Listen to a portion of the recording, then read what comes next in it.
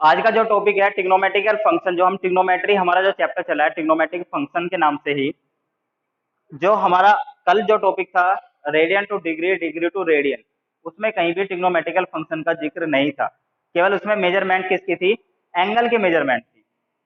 अभी हमने केवल एंगल का मेजरमेंट किया है, और आज जो है, जो हमारा चैप्टर का नेम है, उसी के अकॉर्डिंग हम टॉपिक पढ़ते हैं ट्रिग्नोमेट्रिकल फंक्शन, यानी वे ट्रिग्नोमेट्रिकल रेशो जिनको हमने उसमें 10th क्लास में ट्रिग्नोमेट्रिकल रेशो बोला था, यहाँ पर हम उनको बोलेंगे ट्रिग्नोमेट्रिकल फंक्शन। क्या बोलेंगे? फंक्शन। और फंक्शन में आपको सेकंड चैप्टर में मैंने बताया था कि जैसे आपका सबसे पहला ट्रिग्नोमेट्रिकल फंक्शन एक्स है, सॉरी साइन एक्स है। क्या है? Sine x. यानी इसके अंदर इनपुट क्या डाला है? Sine x. क्या डाले हैं? एक्स इनपुट डाल रहे हैं, और इसका आउटपुट क्या मिलेगा?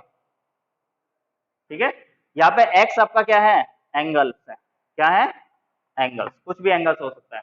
यानी साइन जो आपका ट्रिग्नोमेट्रिकल रेशो था, जब इसके अंदर हमने एंगल को इनपुट किया, डोमेन में से इनपुट किया, तो आपको कोई क्या मिली? एक वैल्यू मिली। क्या मिलेगा? एक वैल्यू मिलेगी, यानी एक क्या मिलेगा?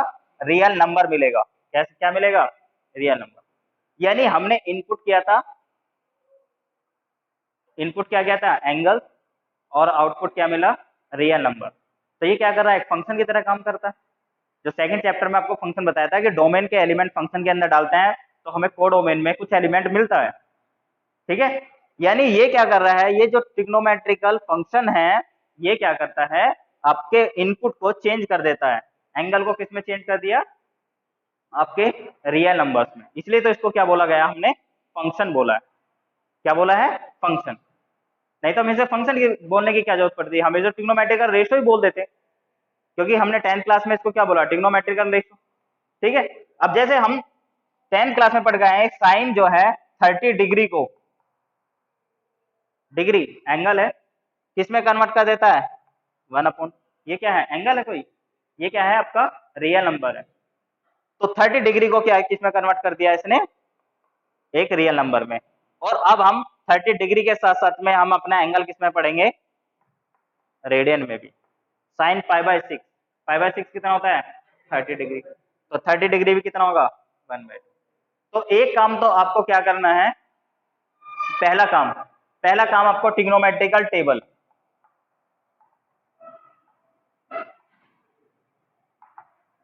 ट्रिग्नोमेट्रिक टेबल, वो आपको 10th क्लास में आपने बनाई थी। वो टेबल बनाई थी आपने डिग्री में। किसमें बनाई थी? डिग्री में। उसको आपको बनाना है रेडियन में। ठीक है, यदि किसी को नहीं आती है तो मैं सिखाऊं? आती है सभी को बनानी? सभी को नहीं आती है। चलिए, तो देखिए, सबसे पहले आएंगे ट्रिग्नोमेट्रिकल आपके फंक्शंस। अब यहाँ पे मैं उनको फंक्शंस बोलूंगा। क्या आएंगे? फंक्शंस। पहला एंगल 0 डिग्री या फिर 0 रेडियन। दूसरा एंगल 30 डिग्री या फिर π/6। नेक्स्ट 45 डिग्री या π/4। और नेक्स्ट 60 डिग्री या फिर π/3। और 90 डिग्री या फिर π/, ये आपने, उसके बाद आपका है sine x, cos x, tan x, cot x, sec x, और कोसेक एक्स।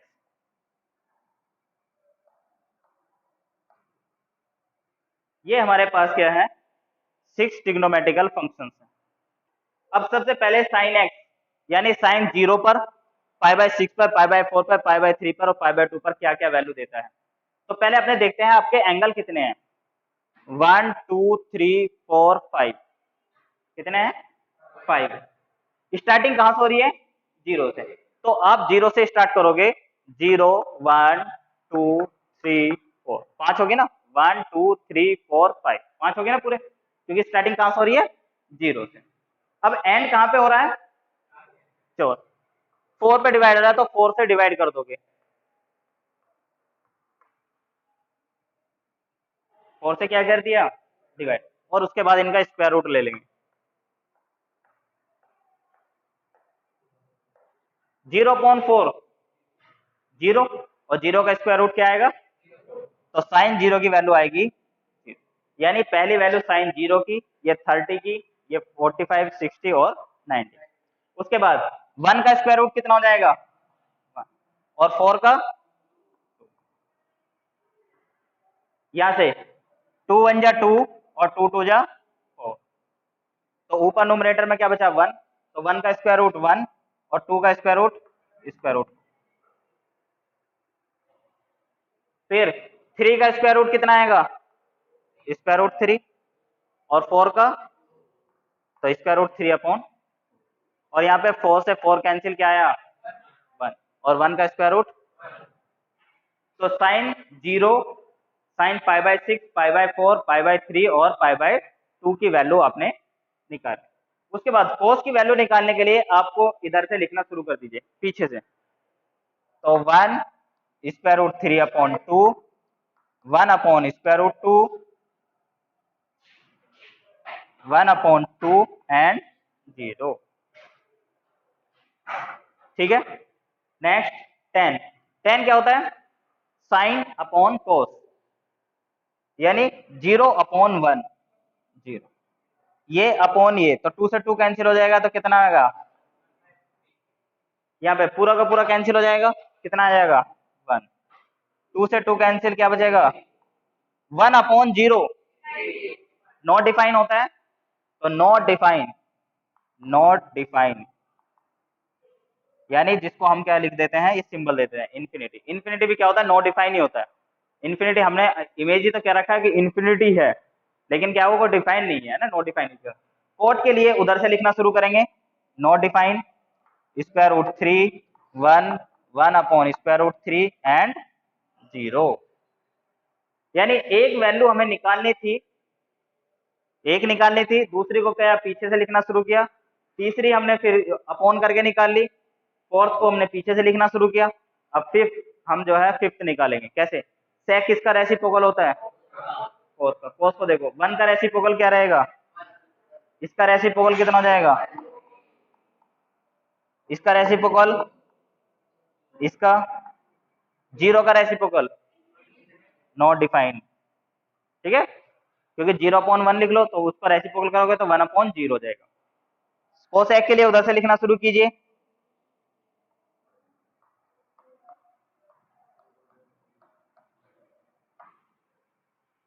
ठीक है, ये आपने 10th क्लास में पढ़ा था डिग्री में, और ये आज मैंने आपको किसमें बताया है?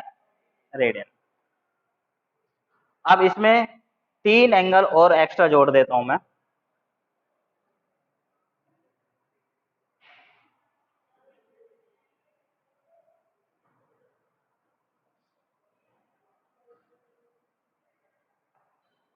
कौन कौन से? पाई, 3π/2 एंड 2π। यानी यदि मैं क्वाड्रेंट में आपको दिखाऊं, अभी तक जो एंगल 0 डिग्री से 90 डिग्री तक थे, यानी कहां से थे?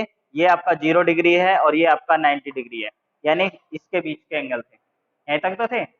लेकिन अब मैंने आपसे कहा, क्या कहा? पाई पे भी निकालो, 3π/2 पे भी निकालो, और 2π पे भी, यानी पूरा एक सर्कल कंप्लीट कर दिया, यानी पूरा का पूरा एक रेवोल्यूशन कंप्लीट कर दिया। चलिए, साइन पाई, साइन पाई की वैल्यू होती है आपकी 0, साइन 3π/2 -1 और 2π पर 0।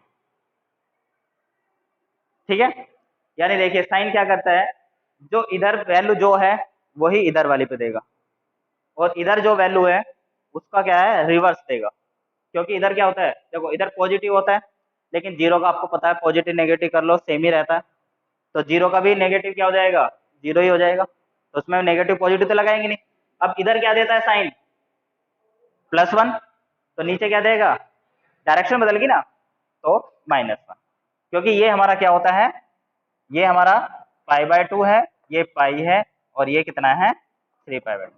ये तो पता है ना भाई, 90 में फिर 90 ऐड कर दिया तो 180 हो गया, यानी पाई हो गया। उसमें फिर 90 ऐड कर दिया तो 270 यानी 3π/2 हो जाएगा, और उसमें फिर 90 ऐड कर दिया तो 360 हो जाएगा, यानी 2π हो जाएगा, एक कंप्लीट रेवोल्यूशन हो जाएगा।